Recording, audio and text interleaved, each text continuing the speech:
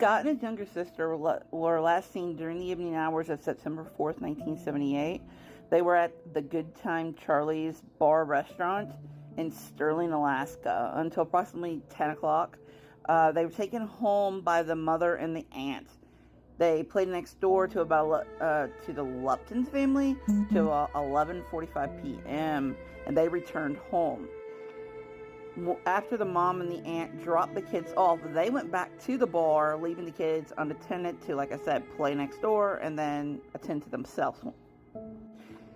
When they arrived home, the mom and the aunt, it was about between 2 and 3 a.m. They thought it was weird because all the lights in the house were off, but the kids were scared of the dark. But when they got to the kitchen, there was macaroni and tomato sauce open, and there was boiling water on the stove. They lived in very heavily wooded area off of Scout Lake Road, about a half mile from Sterling Highway. The lock on the front door of the house was broken, but there was street lights outside. I'm not sure why they needed to state that, but the mom and aunt figured the kids must have went back to the neighbor's house to play or something. Either way, they then the next morning just got up. The mom went to work at 8:30 in the morning. She tried to call the daughter. She couldn't get a hold of her because they said she didn't come to school. After school, the Lupton family kids came over because they wanted to play, but the kids were already missing. So it wasn't until after school when they realized that they still were missing, they weren't with the kids next door, that they called the police. The police found bullet casings outside of the house, but they still don't know, was it really involving the kids at all?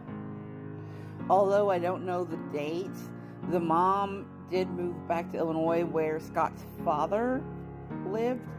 Years after the disappearance and whatnot, the girlfriend, or so the ex-girlfriend or whatever, had asked for $5,000 from an uncle in exchange for telling him where the children were or their fate. Roger was never found to be in any connection with Scott and Amy's apparent abduction. However, no one else has either.